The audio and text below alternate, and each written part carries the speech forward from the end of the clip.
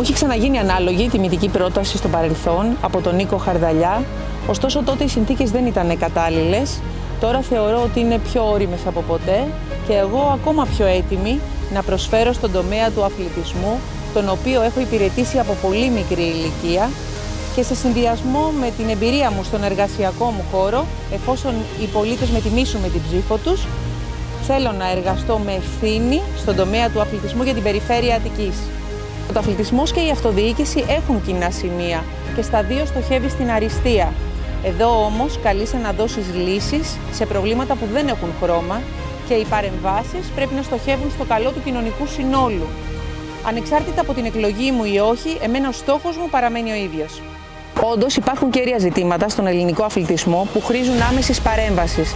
Πρέπει να καταγραφούν και να ιεραρχηθούν σωστά. Αυτό που χρειάζεται είναι μια ισχυρή ομάδα με όραμα, τεχνογνωσία και συνεργασία για να βρει τις απαραίτητες λύσεις. Υπάρχουν αυτοί οι άνθρωποι, μένει να αξιοποιηθούν σωστά και στην κατάλληλη θέση. Λίγες ημέρες μείνανε μέχρι τις εκλογές. Περιμένω να με τιμήσετε με την ψήφο σας την Κυριακή στις 8 Οκτωβρίου με το συνδυασμό Αττική μπροστά του Νίκου Χαρδαλιά στον κεντρικό τομέα της περιφέρειας Αττικής.